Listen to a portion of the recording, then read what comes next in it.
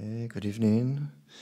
I'd like to continue tonight sharing another sutta from the Majjhima Nikaya and then sharing some more teachings from Ajahn Sumedho. And tonight I wanted to share another really wonderful sutta from the Majjhima Nikaya. Last night's reading was on the topic of sensuality and the drawbacks of sensuality, and so I wanted also to read a sutta on anger, and particularly the practice of being unprovoked, which is definitely one of the fundamental teachings of the Buddha as well. So this is the simile of the saw, and is sutta number 21 from the Majjhima Nikaya. Thus have I heard, on one occasion the Blessed One was living at Savatthi in Jeta's Grove, Anathapindika's park. Now on that occasion the Venerable Molaya Paguna was associating overmuch with bhikkhunis.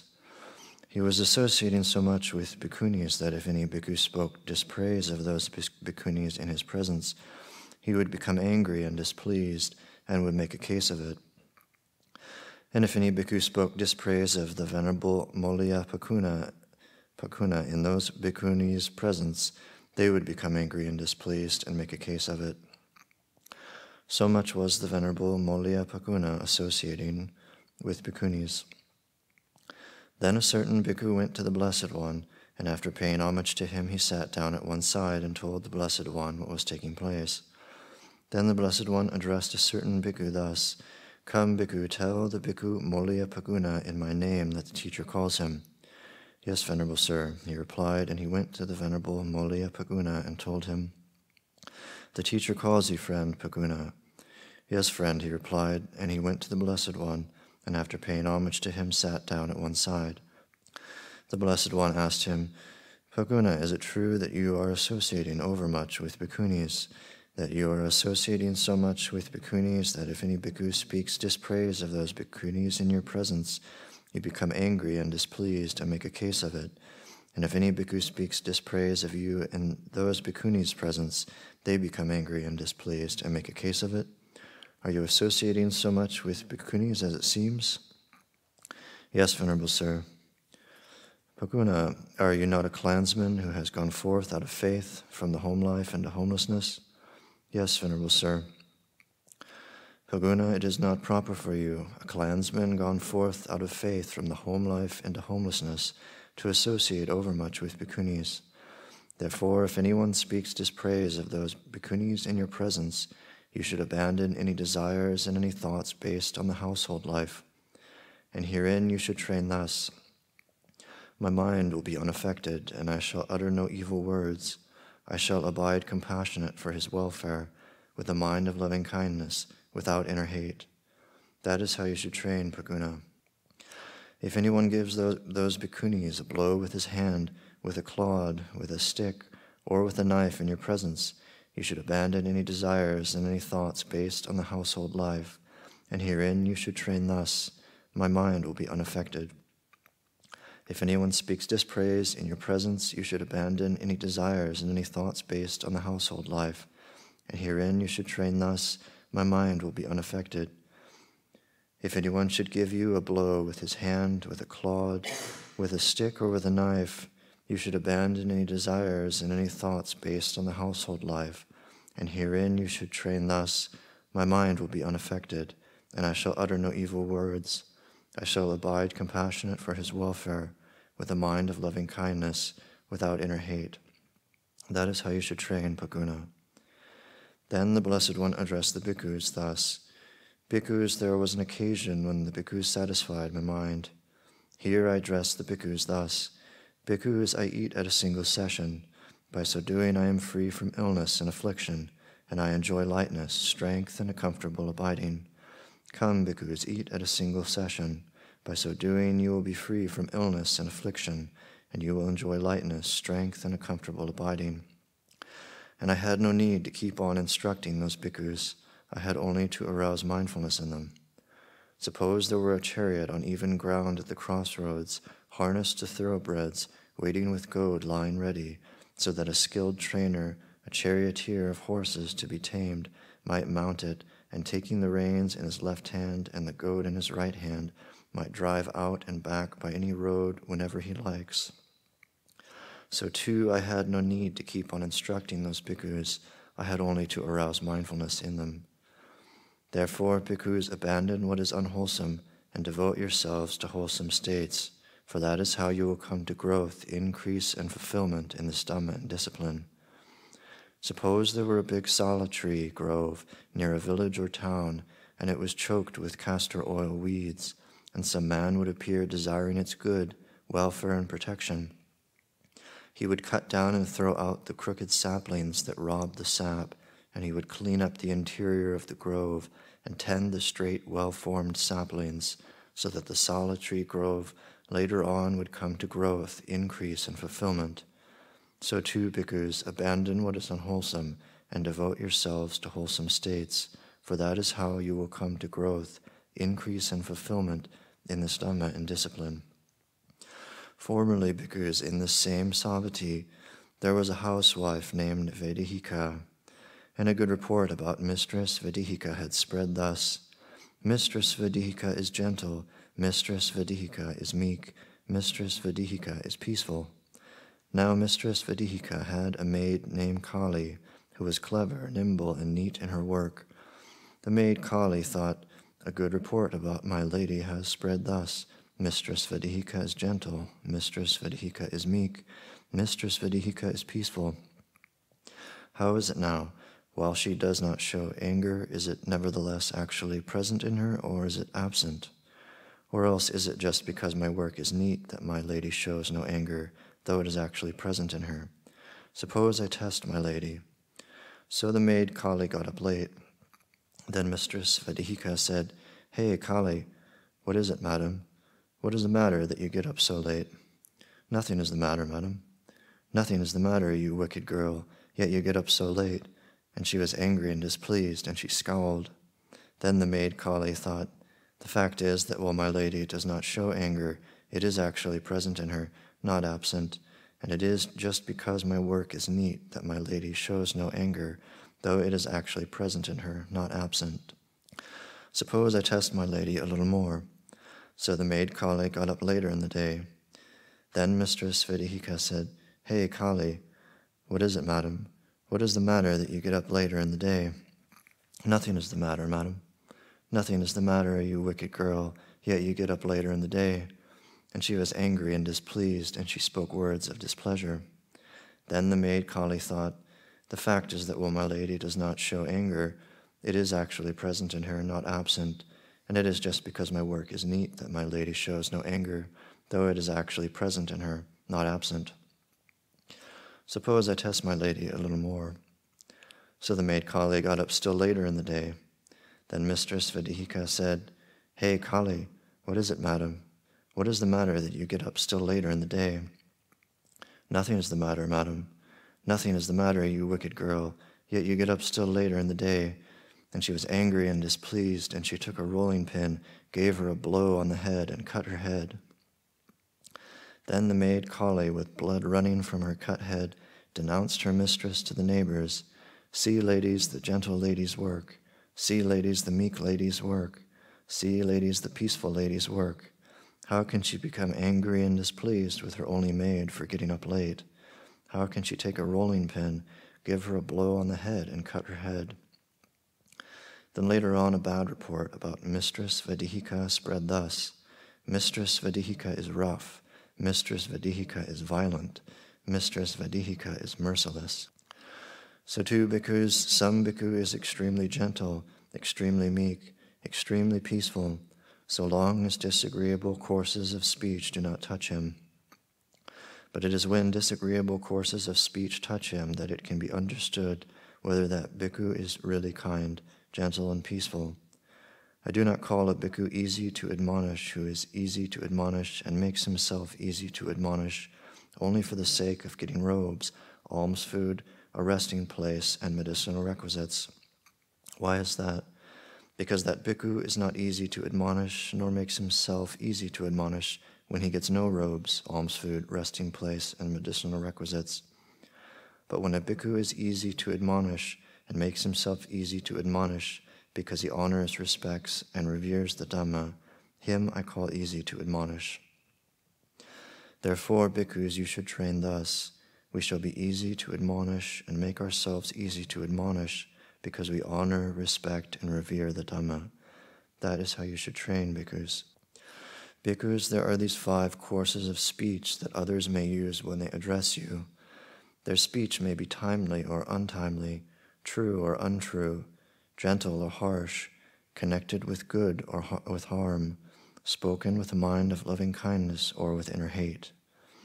When others address you, their speech may be timely or untimely. When others address you, their speech may be true or untrue. When others address you, their speech may be gentle or harsh. When others address you, their speech may be connected with good or with harm. When others address you, their speech may be spoken with a mind of loving kindness or with inner hate. Herein, bhikkhus, you should train thus. Our minds will remain unaffected, and we shall utter no evil words. We shall abide compassionate for their welfare, with a mind of loving kindness, without inner hate. We shall abide pervading that person with a mind imbued with loving kindness, and starting with him, we shall abide pervading the all-encompassing world with a mind imbued with loving kindness, abundant, exalted, immeasurable, without hostility and without ill will. That is how you should train, bhikkhus. Bhikkhus, suppose a man came with a hoe and a basket and said, I shall make this great earth to be without earth. He would dig here and there, strew the soil here and there, spit here and there, and urinate here and there, saying, be without earth, be without earth. What do you think, bhikkhus? Could that man make this great earth to be without earth? No, venerable sir. Why is that? Because this great earth is deep and immeasurable. It is not easy to make it be without earth. Eventually, the man would reap only weariness and disappointment. So too, bhikkhus, there are these 5 courses of speech. And he repeats the previous teaching. Herein, bhikkhus, you should train thus. Our minds will remain unaffected. And starting with him, we shall abide pervading the all-encompassing world with a mind similar to the earth, abundant, exalted, immeasurable, without hostility and without ill will. That is how you should train, bhikkhus. Bhikkhus, suppose a man came with crimson, turmeric, indigo, or carmine and said, I shall draw pictures and make pictures appear on empty space. What do you think, bhikkhus? Could that man draw pictures and make pictures appear on empty space? No, venerable sir. Why is that? Because empty space is formless and non-manifestive. It is not easy to draw pictures there or make pictures appear there. Eventually, the man would reap only weariness and disappointment. So too, bhikkhus, there are these 5 courses of speech. Repeats of the previous teaching. Herein, bhikkhus, you should train thus. Our minds will remain unaffected. We shall abide pervading the all-encompassing world with a mind similar to empty space, abundant, exalted, immeasurable, without hostility and without ill will. That is how you should train, bhikkhus. Bhikkhus, suppose a man came with a blazing grass torch and said, I shall heat up and burn away the river Ganges with this blazing grass torch. What do you think, bhikkhus? Could that man heat up and burn away the river Ganges with that blazing grass torch? No, venerable sir. Why is that? Because the river Ganges is deep and immense. It is not easy to heat it up or burn it away with a blazing grass torch. Eventually, the man would reap only weariness and disappointment. So too, bhikkhus, there are these 5 courses of speech. Repeats the previous teaching. Herein, bhikkhus, you should train thus. Our minds will remain unaffected, and we shall abide pervading the all-encompassing world with a mind similar to the river Ganges, abundant, exalted, immeasurable, without hostility and without ill will. That is how you should train, bhikkhus. Bhikkhus, suppose there were a catskin bag that was rubbed, thoroughly well rubbed, soft, silky, rid of rustling, rid of crackling, and a man came with a stick or a potsherd and said, There is this catskin bag that is rubbed, rid of rustling, rid of crackling. I shall make it rustle and crackle. What do you think, bhikkhus? Could that man make it rustle or crackle with the stick or the potsherd? No, Venerable Sir. Why is that? Because that catskin bag being rubbed is rid of rustling, rid of crackling. It is not easy to make it rustle or crackle with the stick or the potsherd. Eventually the man would reap only weariness and disappointment. So too, bhikkhus, there are these 5 courses of speech that others may use when they address you. Their speech may be timely or untimely, true or untrue, gentle or harsh, connected with good or with harm, spoken with a mind of loving kindness or with inner hate. When others address you, their speech may be timely or untimely. When others address you, their speech may be true or untrue. When others address you, their speech may be gentle or harsh. When others address you, their speech may be connected with good or with harm. When others address you, their speech may be spoken with a mind of loving kindness or with inner hate. Herein, bhikkhus, you should train thus. Our minds will remain unaffected, and we shall utter no evil words. We shall abide compassionate for their welfare, with a mind of loving kindness, without inner hate. We shall abide pervading that person with a mind imbued with loving kindness, and starting with him, we shall abide pervading the all-encompassing world, with a mind similar to a catskin bag, abundant, exalted, immeasurable, without hostility and without ill will. That is how you should train, bhikkhus. Bhikkhus, even if bandits were to sever you savagely, limb by limb, with a 2-handled saw, he who gave rise to a mind of hate towards them would not be carrying out my teaching. Herein, bhikkhus, you should train thus. Our minds will remain unaffected, and we shall utter no evil words. We shall abide compassionate for their welfare, with a mind of loving kindness, without inner hate. We shall abide pervading them with a mind imbued with loving kindness, and starting with them, we shall abide pervading the all-encompassing world with a mind imbued with loving kindness, abundant, exalted, immeasurable, without hostility and without ill will. That is how you should train, bhikkhus. Bhikkhus, if you keep this advice on the simile of the saw constantly in mind, do you see any course of speech, trivial or gross, that you could not endure? No, Venerable Sir. Therefore, bhikkhus, you should keep this advice on the simile of the saw constantly in mind. That will lead to your welfare and happiness for a long time. That is what the Blessed One said. The bhikkhus were satisfied and delighted in the Blessed One's words. Okay, does anyone have any comments or questions? Just to note that, thank you for reading the whole sutta. There's a lot of hidden gems there. So, like that sutta, I would normally remember the simile of the saw part at the very end, but there's the way the sutta begins, and the rest of the sutta is also very pertinent, very good. Thank you. Just a broad question, I guess. To that point, Ajahn, I feel like there's so many vignettes and stories within that are all calling out different facets or all different kinds of conditions in which we should remain with that heart. And I'm just wondering if there's anything in particular to be called out, so there's a lot of vignettes in there, and I think there's different angles, and so anything that you could explicitly state about those different ones. Ajahn Sudhiro might have something as well, but for me it's here a bhikkhu might be extremely wonderful and joyful, and, very gentle and modest, and then until he's criticized, or until a disagreeable state arises, and then you see. So that I love when the Buddha gives those types of teachings, that when one is criticized, one's true state is known, or when one experiences hardship, one's true qualities, one's true inner qualities are known. So I just really appreciate those types of teachings. Yeah, just the sneakiness of those underlying tendencies and what it takes to bring them out is important to notice, and also that the fact that you may have all sorts of, tendencies that are still present, even because they just aren't challenged.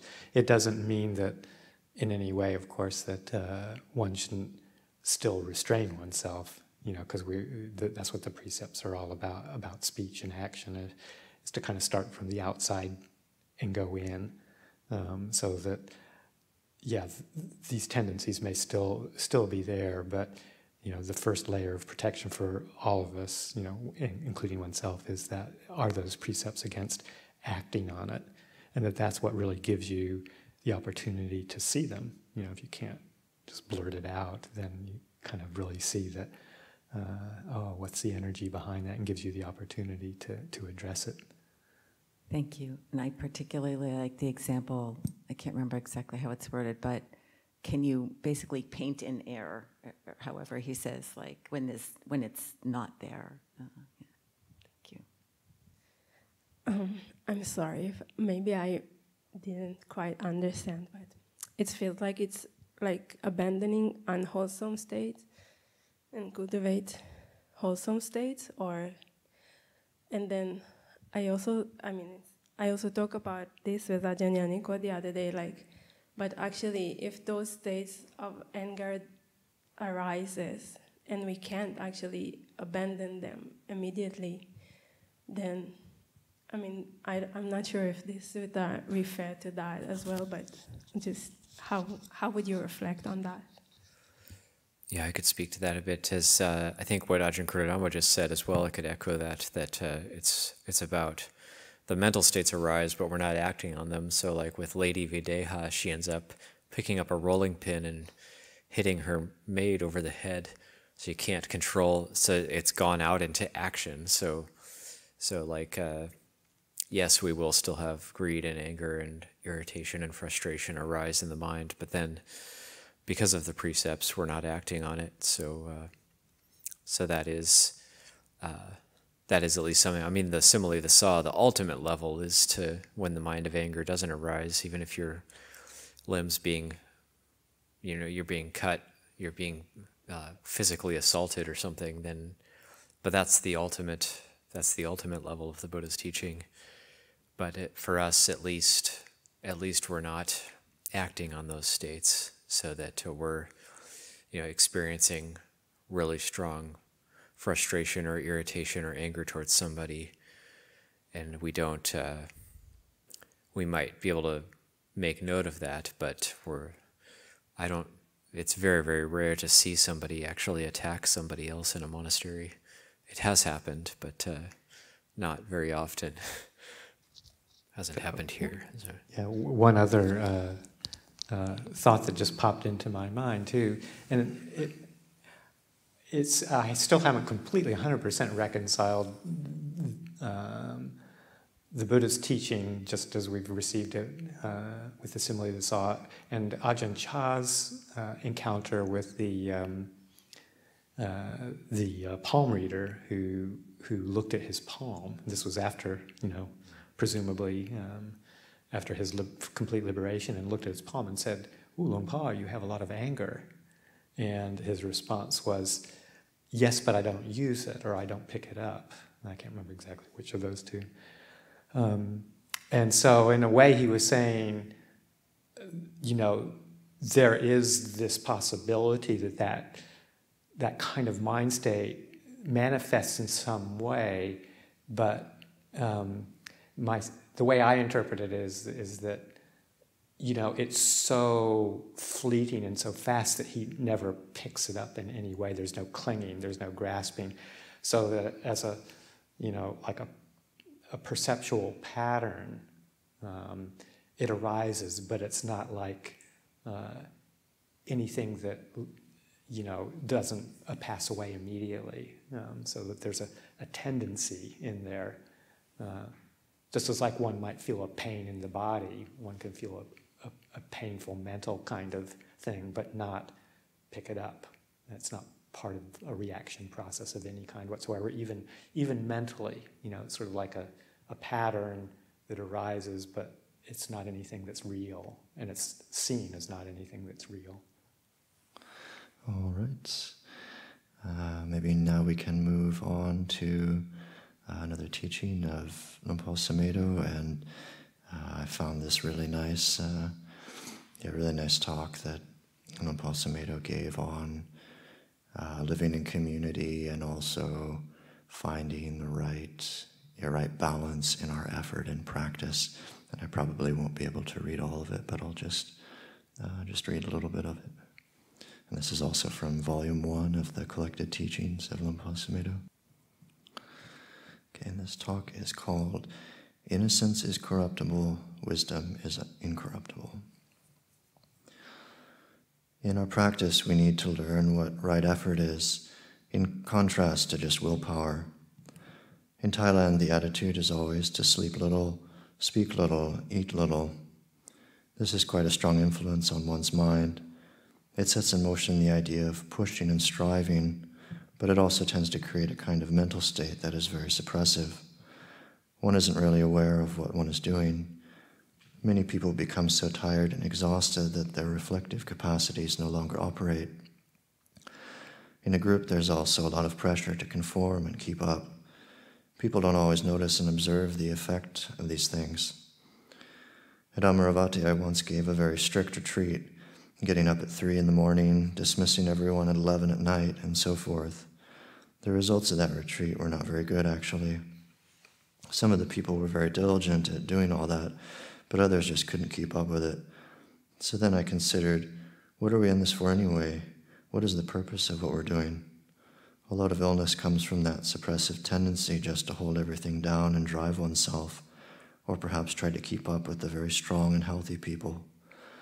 One might consider that a weakness, but in England I have found it much more helpful not to emphasize trying to become a super diligent kind of monk, or to think that strictness is the way that everything should be. The mind tends to be very much impressed by things like asceticism and the use of willpower, but I remember that in my early years when I was a samanera, I had the most insight when I had enough rest and my mind and body were relaxed. I had some powerful insights when I wasn't just pushing and striving against sleepiness or trying to keep up with others. In the Western world, the people who commit themselves to monastic life are usually already quite determined in their own way, so one is not carrying a lot of dead weight, having to teach monks who are just following a tradition as part of a cultural pattern. This is, of course, a lovely thing to have people in whom one can have confidence so that they can begin to trust and motivate themselves. We need to learn how to motivate ourselves rather than depend on someone else to drive and push us. I notice when we're put in teaching or leadership positions, we tend to feel a sense of insecurity. So often we become almost militaristic. This is quite common. I've seen it in England with monks who are in the position of being an abbot for the first time. It's almost like sitting over people and forcing them to conform. But when contemplated, the results are not terribly impressive. The beauty of the holy life doesn't lie in driving people. Instead, we encourage people to rise up to things and learn how to put effort into what they're doing. We learn from experience what seems to be most helpful and of value. There is no need to make an absolute position that one has to do things a certain way. The whole purpose of contemplation and reflection is to observe the results of what we do. I think we're quite used to employing willpower alone as a compulsive and obsessive tendency of the mind. We hold things back, we force and drive ourselves. Notice that the Western mentality always has the idea we should be doing or developing something. It's very hard for us just to sit around and not feel guilty about it. There's always this compulsion to do something more, get better or get rid of some flaw, weakness, or bad habit. What I'm saying is for reflection. It's not meant to do anything other than encourage us all to look at what's compelling us to do what we're doing. So as we begin to look at our motivations, what willpower is, we become aware of the compulsive tendencies of our mind. In a community, there is a lot of intimidation. There are always those who sit straighter and are always on time, those who never nod and always eat little, those we call the diligent ones. And then there's always somebody in the community who can't do any of it very well, ranging from those who try desperately to conform and live up to an image to those who just try to do the best they can. There's a tendency to look at somebody else and copy, idealize, and emulate. Then there are feelings of guilt, remorse, or inferiority regarding the fact that we might not be able to live up to what we think the best ones can do. All this is to be witnessed and observed. Community life can be just mass conformity, or it can be a very skillful way of understanding the nature of things. Nobody wants to live in a community for very long under a lot of pressure, feeling intimidated and put upon by others so that life becomes very dull or despairing. What appealed to me about Vinaya, discipline, was that it wasn't asceticism, but a reasonable way to live a life. Personally, I used to like to do ascetic practices and be very strict, but I realized that one can only do those things for periods of time, not indefinitely. I didn't really want to have to do all that as a way of life, or feel obliged always to operate on that level. I felt that the Buddha had meant monastic life to be something simple and easy, relaxed and peaceful, rather than harsh and ascetic. In England, we've had to take care of sick people. Some monks have very poor health, various back problems, knee problems, and endless ailments calling for consideration as to how to work through them, not only by the monks with their particular health problems themselves, but also by the community as a whole. Do we want just a community of healthy and tough young men, or can a community perhaps also include and open up to a wider range of ages, abilities, and levels of health? I know that for a lot of young men it's very important to prove they are tough and can practice austerity. This is also to be recognized, that we might be motivated by the masculine need for rites of passage into the adult male world. Nevertheless, it is good to get to know our limits. What is it like to go without sleep or food? If we want to test ourselves, that's fair enough. It's good practice, actually. But we each have to know our limits. Some of us have to learn how to operate within the limits of poor health, having little physical reserve and a weak constitution. We need to apply mindfulness and wisdom when the body is not healthy and needs quite frequent rest or certain kinds of nourishment. One of the monks has so much tension all the time that he's been extremely constipated for most of his monastic life. These constipation problems arise because of the tension of driving and willing oneself. Learning how to practice is about finding a balance, finding out when to take it easy and when to tighten things up. This is something each one of us has to really observe in ourselves and in the community. We can be very idealistic, thinking what a good monk should be like, wearing rag robes, eating only what is offered, able to live in whatever place is given, surviving with just fermented urine for medicine, taking his ideal from our basic reflections, the ideal of not sleeping very much, not eating very much, not speaking very much. But if we attach to those ideals without understanding what we're doing, the result is that we lose our sense of humor and become very tense. All kinds of unpleasant results can occur. Maybe we can keep it up for a while, but then we find ourselves falling apart. When the supportive conditions for such a practice aren't there, we lose our momentum. By observing this, we can begin to see how to relax, how to apply more effort, and how to let go. We learn when to push ourselves and create energy, but without adopting or holding on to an idealistic position of how things should be permanently. And in quotes, good practice is being strict all the time. If we believe so firmly in our high ideals, we may quite suddenly feel despair. Many people leave because they cannot stand the idea of living in that way while always feeling a sense of failure with regard to it. When I talk about reflection, I mean just looking at what's driving us, what kind of ideals we have. It's not that we shouldn't have ideals, but what are our expectations and what are the results of our life so far? What are we attached to and holding on to? What are the causes and results of any action? This is a means of self-knowledge, of looking into the way things are. We don't judge that we shouldn't be strict or push ourselves. I'm not taking a position for or against those things, but I emphasize the need to recognize what we are actually doing and its result. Practice is all about what we're actually doing. We're not just trying to live up to an ideal of what a good monk should be, but observing the results of what we're doing.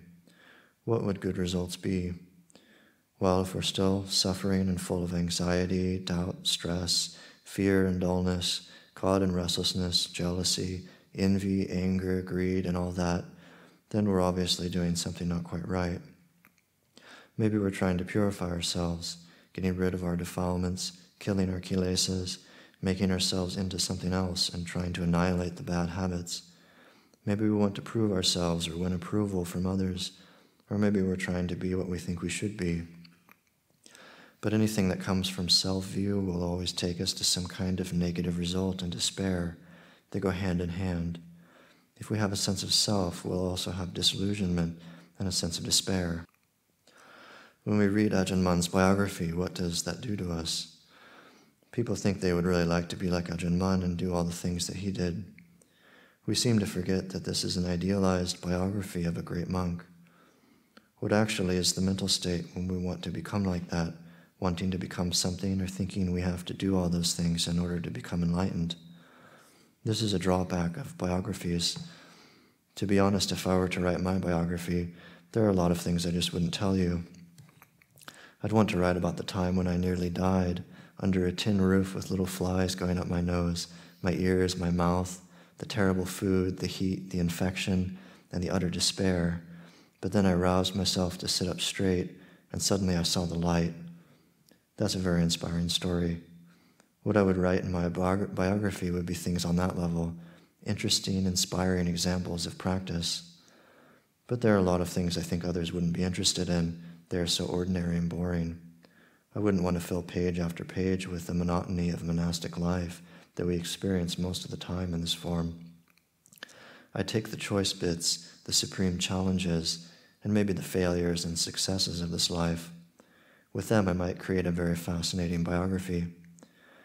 Don't get me wrong, I'm not condemning the biography of Ajahn Mun either, but we can observe how we can idealize monasticism and try to live up to very high standards of asceticism and practice, not realizing what we're actually doing because there's no understanding of what's motivating us and what we're grasping. One problem that arises when there is any ideal set form is that some seem to fit into it more than others. Those who feel they don't quite fit into the ideal form might draw the conclusion that this isn't a suitable life for them. Maybe some of us can't chant very well, can't recite the Patimokkha, and not everyone can be a gifted, charismatic teacher. Maybe we never learned to be really fluent in Thai or be charming and get all the praise. Of course, it's always nice to be appreciated, but you may be the old sour grapes type of monk who criticizes the one who chants well and never makes a mistake in the Patimokkha, or the one who speaks perfect Thai and gets all the praise. If we're being negative, we can regard these things as superficial and not the practice. We can look down on the more popular monks, but that's another delusion, isn't it? We each have our own particular character to live with. This life isn't meant for just one particular kind of character, suitable only for some and not for others. We always have to keep in mind that the priority of this life is to see the Dhamma here and now. It's not our purpose to become teachers, missionaries, or popular and charismatic figures, or to be able to do everything perfectly well, have a lot of disciples, have many monks, and set up branch monasteries. All of this is not what we're here for. At least that's not what I'm here for. If these things happen, it's all right. One is willing to encourage and try to create suitable situations for teaching, practicing, and listening to Dhamma. But the priority always has to be seeing the Dhamma in the present moment, not being deluded and pushing aside the truth of the way it is now because we are caught up in a mission or something important on the worldly plane. In my position, for example, people have all kinds of expectations of me. Sometimes I used to find that really unbearable and began to feel a lot of resentment about it, but the priority was always to observe the way things were in the present moment. If I followed this resentment, of course I'd then suffer, but through just looking at that particular thing or any other thing, the tendency to create a problem about them dropped away. More and more I found confidence, space, and strength arising, and was able to be present here and now without making comments, neither being pulled in nor intimidated, nor wanting to please and be an impeccable monk who fulfilled other people's expectations. Thus we keep learning from life's experiences. My reflection in daily life is always, this is the way it is, it's like this. If people leave, monks disrobe, anagarikas run away, or nuns fall in love with swamis, we might feel quite disappointed. Life goes up and down. For instance, a monk for whom we had great expectations may suddenly leave. But instead of creating a problem about that, we remember the practice is about here and now, not about personalities, the expectations we have, the way we might be disappointed about somebody, or the hurt feelings. They're just part of our human experience. They can always be seen here and now as Dhamma. All that arises ceases. That is the way things are. We don't try to make ourselves into unfeeling, indifferent people to the point where we don't care what anybody thinks, so that if everybody left, it wouldn't mean anything to us. The world could fall apart, but we'd be totally indifferent, no longer sensitive and not feeling anything at all. Sometimes we may imagine that's what an arahant is like. No matter what's happening, he's completely indifferent and unimpressed. But is that really the way it is? From my experience, the way it is that this is a very sensitive world. Planetary life, consciousness, and the human form, the whole realm is one of great sensitivity, feeling, emotion, and even psychic phenomena. The reflection that all that is subject to arising is subject to ceasing and is not self isn't a dismissal of that or an insensitivity to the way it is, to its power or quality. It's the ability to be patient, to bear with the vicissitudes of life and learn from them. The quality of things can vary. Some can be very important and urgent. Others might be totally trivial, silly, and idiotic. In daily life, some experiences have the quality of being very important, but a lot of daily life experiences are quite trivial and foolish. Seeing that all that is subject to arising is subject to ceasing isn't dismissing the quality of anything, but giving that quality a perspective. By seeing things in the perspective of impermanence, rather than judging and paying attention only to the important ones and not bothering with the trivial ones, we begin to open to the existence of weakness, cowardice, wishy-washiness, and wimpiness. They are all seen as what arises ceases, instead of judging such states as being horrible, bad, and something we don't want. We're willing to observe and note that these states are impermanent, and so are the big, serious, grand, and urgent ones. Okay, so we're just about out of time, so I think I'll just finish there for this evening. Are there any comments or questions that people have? I just thought you could, going back to the Simile, the Saw Sutta, there was that one comment that even if he's telling the monk who is overly associating with the bhikkhunis that even if a bhikkhuni is being assaulted with a knife in front of you, your mind should remain indifferent. I thought it's kind of like Lumpur Sumedho's a little bit speaking to that teaching, because we could easily get that idea that, I should just have a state of mental blankness and remain indifferent even if somebody's being assaulted or even killed in front of me. But that's I don't think that's what the Buddha's intending. He's talking about not giving rise to a mind of anger, but not that you would just stand there and watch or just kind of remain totally blank in such situations. I think it really comes back to skillful response. I think of Longpa Liem like this as well. There'd be a lot of very difficult issues that would come onto his plate, and he would actually deal with them. He wouldn't just kind of not react or not do anything. He would actually respond very skillfully, but it really depended on the situation. Okay, thank you.